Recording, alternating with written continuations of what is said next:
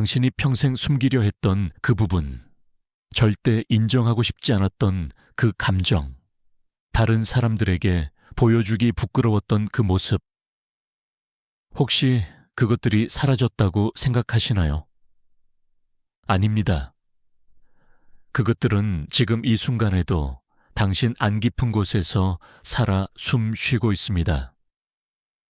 당신이 보지 않으려 할수록 더 강해지고 외면할수록 더 크게 자라나고 있습니다. 칼 융은 이것을 그림자라고 불렀습니다. 그리고 그는 놀라운 사실을 발견했습니다. 우리가 가장 두려워하는 것, 가장 부정하고 싶은 것이 바로 우리를 진정으로 자유롭게 만들어줄 열쇠라는 것을요. 지금부터 들려드릴 이야기는 불편할 수 있습니다. 하지만 이것은 당신이 평생 찾아 헤맸던 답일 수도 있습니다. 왜 당신은 같은 실수를 반복하는지, 왜 특정한 사람들에게 설명할 수 없는 분노를 느끼는지, 왜 노력해도 변하지 않는 패턴들이 있는지, 그 모든 질문의 답이 바로 여기, 당신의 그림자 속에 숨어 있습니다. 한번 솔직하게 생각해 보세요. 당신은 지금까지 얼마나 많은 시간을 좋은 사람으로 보이기 위해 사용했나요? 착한 딸, 완벽한 어머니, 성실한 직장인, 배려심 많은 친구. 이런 역할들을 해내느라 정작 진짜 당신의 목소리는 언제 들어보셨나요? 어쩌면 당신은 너무 오랫동안 다른 사람들이 원하는 모습으로 살아왔는지도 모릅니다. 그렇게 살다 보니 어느 순간 진짜 내가 누구인지 조차 모르게 되어버린 건 아닐까요? 이것이 바로 칼 융이 말한 페르소나입니다. 우리가 세상에 보여주는 가면이죠. 하지만 문제는 여기서 시작됩니다. 가면 뒤에 숨겨둔 모든 것들, 부끄럽다고 생각했던 욕망, 이기적이라고 여겨진 바람, 나쁘다고 배운 감정들, 그것들은 사라지지 않습니다. 그저 어둠 속으로 내려가 당신도 모르는 사이에 당신의 삶을 조종하기 시작합니다. 융은 수십 년간 인간의 마음을 연구하며 놀라운 발견을 했습니다. 우리가 의식적으로 부정하고 억압한 모든 것들이 무의식 속에 하나의 독립적인 존재처럼 자리 잡는다는 것을요. 그것이 바로 그림자입니다. 그림자는 당신이 아니라고 말하는 모든 것의 집합체입니다. 나는 화를 내지 않는 사람이야. 나는 질투하지 않아. 나는 이기적이지 않아. 이렇게 부정할 때마다 그 감정들은 그림자 속으로 들어갑니다. 그리고 거기서 점점 더 강력해집니다. 당신이 통제할 수 없는 힘으로 자라나는 거죠. 생각해보세요. 왜 당신은 특정한 사람만 보면 이유 없이 불편한가요? 왜 어떤 행동들은 머리로는 하지 말아야 한다고 알면서도 계속 반복하게 되나요? 왜 밤에 혼자 있을 때면 설명할 수 없는 공허함이 밀려오나요? 그것은 당신의 그림자가 보내는 신호입니다. 나를 봐달라고, 나를 인정해달라고 외치는 소리입니다. 우리 한국 사회는 특히 그림자를 만들어내기 쉬운 환경입니다. 어릴 때부터 우리는 배웁니다. 참아야 한다고, 드러내면 안 된다고, 남들 눈에 어떻게 보이는지가 중요하다고, 화가 나도 참아야 하고 슬퍼도 우는 것은 약한 것이라고 배웁니다. 부모님께 분류하면 안 되고 어른 말씀에 반박하면 버릇없는 것이고 자기 주장이 강하면 이기적인 것입니다. 이런 메시지들이 수십 년간 반복되면서 우리는 점점 더 많은 부분을 그림자 속으로 밀어 넣게 됩니다. 그렇게 우리의 그림자는 유난히 크고 무겁게 자라납니다. 융은 이것을 개인 무의식이라고 불렀지만 한국인들의 경우 여기에 집단 무의식의 무게까지 더해집니다. 우리 민족이 겪어온 아픔, 억압받았던 역사, 표현하지 못했던 분노와 슬픔, 그것들이 세대를 거쳐 내려오며 우리 안의 그림자를 더욱 짙게 만듭니다. 특히 중년이 되면 그림자의 목소리가 더욱 커집니다. 왜일까요? 인생의 전반부는 바깥 세상에서 성공하고 인정받는 데 집중하며 살아왔기 때문입니다. 좋은 학교, 좋은 직장, 좋은 배우자, 좋은 부모, 이런 역할들을 완벽하게 해내느라 정작 내면의 목소리는 계속 무시해왔죠. 하지만 중년이 되면 몸도 마음도 더 이상 그렇게 살 수 없다고 말하기 시작합니다. 융은 이것을 중년의 위기라고 부르지 않았습니다. 오히려 그는 이것을 기회라고 봤습니다. 진정한 나를 만날 수 있는 귀한 기회 말이죠. 인생의 후반부는 밖이 아니라 안을 들여다보는 시간입니다. 그동안 외면해왔던 그림자와 마주할 시간인 것입니다. 그렇다면 그림자는 구체적으로 어떻게 우리 삶에 나타날까요? 첫 번째는 투사입니다. 우리는 자신 안에서 받아들일 수 없는 것들을 다른 사람에게서 발견하게 됩니다. 예를 들어 당신이 무의식적으로 억압해온 이기심이 있다면 유독 이기적인 사람들이 눈에 띄고 참을 수 없이 화가 납니다. 당신 안에 인정받고 싶은 욕구가 있는데 그것을 부끄럽게 여긴다면 남들 앞에서 자랑하는 사람을 보면 견딜 수 없이 불편해집니다. 융은 말했습니다. 다른 사람에게서 강한 감정적 반응을 일으키는 것은 대부분 당신 자신의 그림자가 투사된 것이라고요. 이것은 놀라운 통찰입니다. 당신을 가장 화나게 만드는 사람이 사실은 당신 자신의 거울인 셈입니다. 그 사람이 문제가 아니라 당신이 부정하고 있는 당신 자신의 일부가 문제인 거죠. 두 번째는 반복되는 패턴입니다. 왜 당신은 늘 비슷한 유형의 사람들에게 끌리나요? 왜 관계는 항상 비슷한 방식으로 깨지나요? 왜 다른 환경, 다른 사람들과 함께 있어도 같은 문제가 반복되나요? 그것은 당신의 그림자가 특정한 패턴을 만들어내기 때문입니다. 예를 들어 어린 시절 사랑받지 못했다는 상처를 그림자 속에 묻어두었다면 무의식적으로 당신을 제대로 사랑하지 않을 사람들을 계속 선택하게 됩니다. 왜냐하면 그것이 당신에게 익숙한 패턴이기 때문입니다. 그림자는 낯선 것보다 익숙한 고통을 선택하게 만듭니다. 융은 이것을 무의식의 강박 반복이라고 설명했습니다. 우리가 의식하지 못하는 것은 운명처럼 반복된다는 거죠. 세 번째는 갑작스러운 감정의 폭발입니다. 평소에는 침착하고 이성적인데 어떤 순간에는 자신도 놀랄 만큼 격하게 반응하는 경험 다들 있으시죠? 작은 일에 폭발하거나 억눌렀던 눈물이 갑자기 쏟아지거나 통제할 수 없는 분노가 치밀어 오르는 순간들. 이것은 그림자가 의식의 통제를 잠시 벗어나 표면으로 튀어나온 것입니다. 융은 이런 순간들을 무의식의 침입이라고 불렀습니다. 당신이 아무리 통제하려 해도 그림자는 결국 어떤 식으로든 드러나게 되어 있습니다. 오히려 더 억압할수록 더 강하게 터져 나옵니다. 네 번째는 꿈입니다.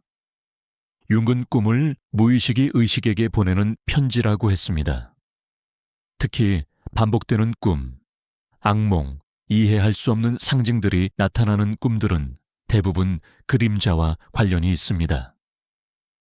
당신을 쫓아오는 어두운 존재, 숨고 싶은데 숨을 곳이 없는 상황, 중요한 시험을 놓치는 꿈.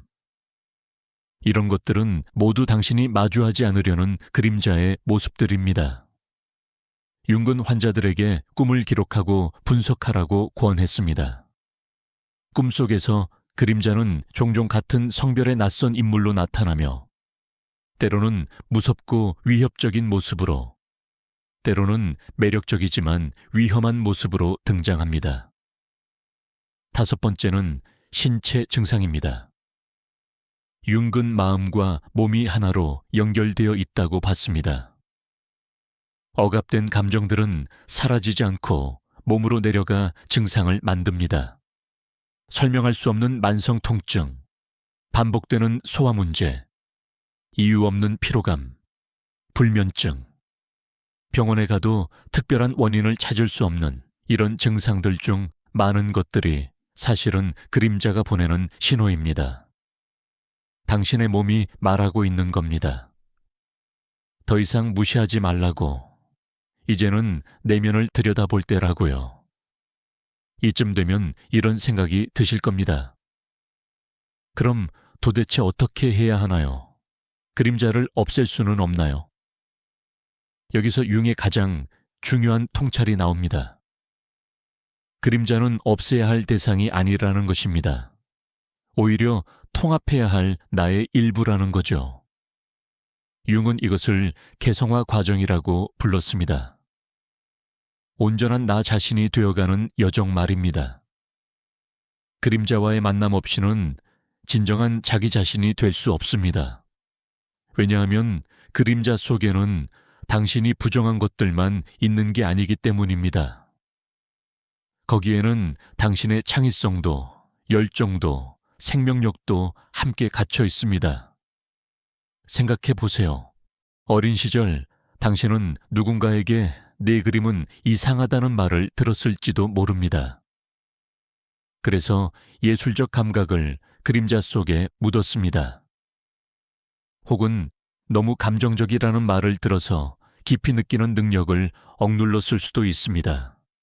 아니면 조용히 있으라는 말을 너무 많이 들어서 자신의 목소리를 내는 것을 두려워하게 되었을 수도 있죠. 융은 발견했습니다. 그림자 속에는 금처럼 빛나는 것들도 함께 묻혀 있다는 것을요. 당신의 진짜 재능, 진짜 열정, 진짜 힘, 그것들이 부정적인 것들과 함께 어둠 속에 갇혀 있습니다. 그래서 그림자를 만나는 것은 단순히 어두운 면을 인정하는 것이 아니라 당신의 완전한 잠재력을 되찾는 일입니다. 그렇다면 구체적으로 어떻게 그림자를 만나고 통합할 수 있을까요? 첫 번째 단계는 인식입니다. 자신에게 솔직해지는 것부터 시작해야 합니다. 당신이 가장 싫어하는 사람의 특성을 종이에 적어보세요. 그 사람의 어떤 점이 그렇게 참을 수 없나요? 이기적이다, 거만하다, 나약하다, 게으르다. 무엇이든 적어보세요. 그리고 이제 용기를 내서 자문해 보는 겁니다. 혹시 내게도 이런 면이 있지 않을까? 아마 당신은 즉시 부정하고 싶을 겁니다. 나는 절대 그렇지 않아. 하지만 잠깐만 멈춰 서세요. 정말로 하나도 없을까요? 아주 작게라도, 특정한 상황에서만이라도 당신도 그런 모습을 보인 적이 정말 한 번도 없나요? 이것이 그림자를 인식하는 첫걸음입니다. 부정하는 대신 가능성을 열어두는 것입니다.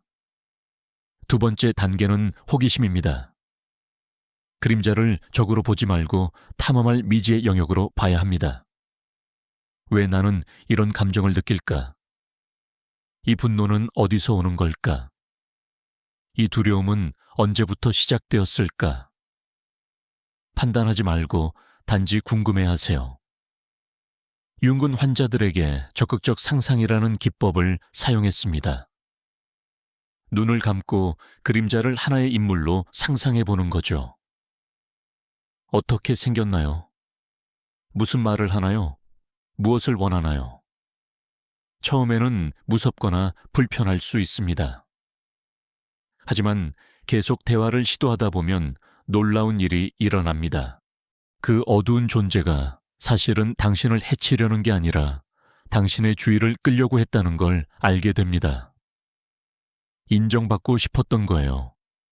당신의 일부로 받아들여지고 싶었던 겁니다. 세 번째 단계는 수용입니다. 이것이 가장 어렵습니다. 그림자의 존재를 인정하는 것과 그것을 받아들이는 것은 다른 문제니까요. 하지만 융은 명확히 말했습니다. 우리가 받아들이지 않는 것은 우리 밖에서 운명으로 나타난다고요.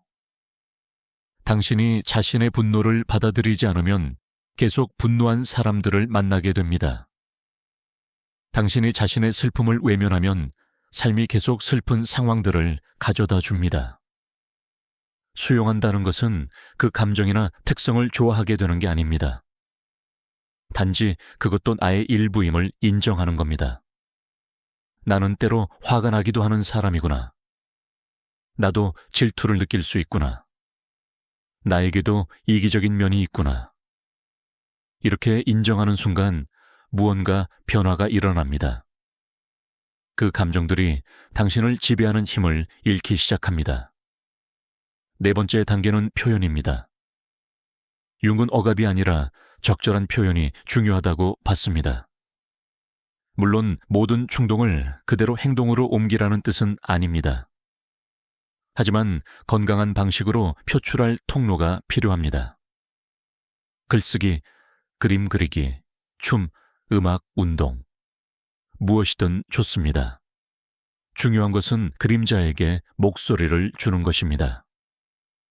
많은 사람들이 일기를 쓰면서 치유를 경험합니다. 아무도 볼 수 없는 곳에서 완전히 솔직해지는 거죠. 화가 났다면 그 화를 전부 종이 위에 쏟아냅니다. 슬프다면 그 슬픔을 충분히 표현합니다. 이것만으로도 놀라운 해방감을 느낄 수 있습니다. 다섯 번째 단계는 통합입니다. 이것이 융이 말한 개성화의 핵심입니다. 그림자를 인식하고 수용한 후에는 그것을 당신의 전체 자에 통합해야 합니다. 이것은 평생에 걸친 과정입니다. 한 번에 끝나지 않습니다. 하지만 조금씩 진전이 있을 때마다 당신은 더 온전한 사람이 됩니다. 예를 들어 당신이 항상 착하고 배려심 많은 사람이어야 한다는 압박 속에 살았다면 가끔은 아니라고 말할 수 있는 자신을 허용하는 겁니다. 처음에는 죄책감이 들 겁니다. 하지만 그것도 괜찮습니다. 조금씩 연습하다 보면 경계를 설정하는 것이 이기적인 게 아니라 건강한 것임을 알게 됩니다. 또는 당신이 늘 강해야 한다는 압박 속에 살았다면 가끔은 약한 모습을 보이고 도움을 청하는 것을 허용하는 겁니다. 이것이 통합입니다. 완벽하지 않아도 괜찮은 모순적일 수 있는 복잡한 인간으로서의 자신을 받아들이는 것입니다. 그림자 작업이 진행되면서 당신은 놀라운 변화들을 경험하게 됩니다. 첫째, 다른 사람들에 대한 판단이 줄어듭니다. 자신의 그림자를 인정한 사람은 남의 결점에 덜 화를 냅니다. 왜냐하면 나도 완벽하지 않다는 것을 알기 때문입니다. 융은 이것을 연민의 탄생이라고 불렀습니다. 자기 자신에 대한 연민이 타인에 대한 연민으로 확장되는 거죠. 둘째, 관계가 깊어집니다. 당신이 자신의 취약함을 받아들일 때 다른 사람들도 당신 앞에서 더 진실해질 수 있습니다. 가면과 가면의 만남이 아니라 진짜 사람과 진짜 사람의 만남이 시작됩니다. 셋째, 에너지가 돌아옵니다. 그림자를 억누르는 데는 엄청난 심리적 에너지가 필요합니다. 그것을 놓아주면 그 에너지가 해방됩니다. 많은 사람들이 그림자 작업을 시작하면서 갑자기 창의력이 솟구치거나 오래된 꿈을 다시 추구하게 되는 이유입니다. 넷째, 자기 신뢰가 생깁니다. 자신의 어두운 면까지 본 사람은 더 이상 자신을 두려워하지 않습니다.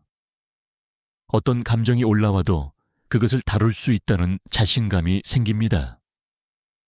다섯째, 삶이 더 진실해집니다. 더 이상 남의 기대에 맞춰 사는 것이 아니라 자신의 진실에 따라 살게 됩니다. 이것이야말로 윤기 말한 진정한 개성화입니다. 다른 누군가가 되려고 하는 것이 아니라 온전히 자기 자신이 되는 것입니다. 여기서 한국 문화와 관련된 특별한 이야기를 하나 나누고 싶습니다. 우리 문화에는 한이라는 독특한 정서가 있습니다. 깊은 슬픔과 분노가 섞인, 표현되지 못하고 가슴속에 맺힌 감정. 이것은 개인의 그림자를 넘어선 집단적 그림자라고 할 수 있습니다. 융은 집단 무의식이라는 개념을 제시했는데, 이는 한 민족이 공유하는 무의식적 내용들을 말합니다. 한국인들의 집단 무의식 속에는 오랜 역사 동안 억압받고 침략당했던 경험들이 축적되어 있습니다. 말하고 싶어도 말할 수 없었던 분노, 슬퍼하고 싶어도 슬퍼할 시간이 없었던 애도, 자신을 표현하고 싶어도 억눌려야 했던 욕구, 이런 것들이 세대를 거쳐 전해져 내려오면서 우리 안의 그림자를 더욱 무겁게 만들었습니다. 특히 빨리빨리 문화 속에서 우리는 감정을 처리할 시간조차 갖지 못했습니다. 아프면 안 돼, 쉬면 안 돼, 약한 모습 보이면 안 돼. 계속 앞으로 가야 하고 계속 성과를 내야 합니다. 그러는 사이 우리의 그림자는 점점 더 커지고 무거워졌습니다. 윤기라면 한국 사회를 보고 뭐라고 했을까요? 아마 이렇게 말했을 겁니다. 이제는 멈춰 설 시간입니다. 뒤돌아볼 시간입니다. 그림자를 마주할 시간입니다. 빨리 가는 것보다 온전하게 가는 것이 중요합니다. 그림자 작업은 결코 쉬운 여정이 아닙니다. 때로는 고통스럽고 때로는 혼란스럽습니다. 오랫동안 피해왔던 것들과 마주하는 것은 용기가 필요한 일입니다. 하지만 융은 이렇게 말했습니다. 의식하지 않는 것은 운명이 되어 우리 삶에 나타난다고요. 반대로 말하면 의식하는 순간 우리는 선택할 수 있게 됩니다. 더 이상 무의식의 패턴에 끌려다니지 않고 의식적으로 자신의 삶을 창조할 수 있게 되는 겁니다. 이것이 바로 자유입니다. 진정한 자유는 그림자가 없는 완벽한 상태가 아니라 그림자를 알고 그것과 함께 살아가는 법을 아는 것입니다. 많은 사람들이 착각합니다. 영적 성장이나 자기 개발이 더 나은 사람이 되는 것이라고요. 하지만 융의 관점은 달랐습니다. 그는 더 나은 사람이 되는 것이 아니라 더 온전한 사람이 되는 것이 목표라고 봤습니다. 빛만 있는 사람이 아니라 빛과 어둠을 모두 가진 완전한 사람, 강점만이 아니라 약점도 인정하는 사람, 완벽하지 않아도 괜찮다는 것을 아는 사람, 이것이 진정한 성숙입니다. 그리고 이런 성숙에 이르는 길은 반드시 그림자를 거쳐갑니다. 당신이 지금 힘든 시기를 겪고 있다면 어쩌면 그것은 그림자가 당신에게 주의를 기울이라고 보내는 신호일지 모릅니다. 반복되는 관계의 문제, 설명할 수 없는 우울감, 의미를 찾지 못하는 공허함. 이런 것들은 모두 당신의 무의식이 보내는 편지입니다. 이제는 안을 들여다볼 때라고, 숨겨뒀던 것들을 꺼내볼 때라고 말하는 거죠. 융은 중년의 위기를 개성화의 부름이라고 봤습니다. 인생의 전반부에는 바깥 세상에서 자리를 잡는 것이 과제였다면 후반부의 과제는 내면의 깊이를 탐험하는 것입니다. 그리고 그 여정의 핵심에 그림자와의 만남이 있습니다. 혼자서 이 여정을 시작하기가 두렵다면 도움을 구하는 것도 좋은 방법입니다. 융 분석가, 심리 상담사, 혹은 이 길을 먼저 걸어본 친구나 스승, 누군가와 함께하면 훨씬 쉽습니다. 융 자신도 말년에 자신의 무의식을 탐험하면서 큰 도움을 받았다고 합니다. 그림자를 마주하는 것은 외로운 작업처럼 보이지만 사실은 가장 인간적인 경험입니다. 모든 사람이 그림자를 가지고 있고 모든 사람이 이 여정을 걷고 있습니다. 단지 인정하느냐, 마느냐의 차이만 있을 뿐입니다. 마지막으로 하나 더 말씀드리고 싶은 것이 있습니다. 그림자 작업은 한 번에 끝나는 것이 아닙니다. 평생에 걸친 과정입니다. 한 층의 그림자를 통합하면 또 다른 층이 드러납니다. 이것이 윤기 말한 개성화 과정입니다. 끝이 있는 목표가 아니라 계속되는 여정이죠. 하지만 이 여정 자체가 삶의 깊이와 의미를 줍니다. 단순히 표면적으로 사는 것이 아니라 깊이 있게 사는 것, 무의식에 끌려다니는 것이 아니라 의식적으로 선택하며 사는 것. 이것이 바로 윤기 우리에게 전하고자 했던 메시지입니다. 당신 안에는 아직 만나지 못한 당신이 있습니다. 빛나는 금처럼 귀한 것들이 어둠 속에 묻혀 기다리고 있습니다. 그림자는 적이 아닙니다. 당신을 완전하게 만들어줄 마지막 조각입니다. 그것을 만날 용기만 있다면 당신은 이전과는 완전히 다른 삶을 살게 될 것입니다. 더 자유롭고, 더 진실하고, 더 온전한 삶을요. 융의 말처럼 어둠을 의식하게 만드는 것이 세상을 더 밝게 만듭니다. 당신의 그림자를 빛 속으로 데려오세요.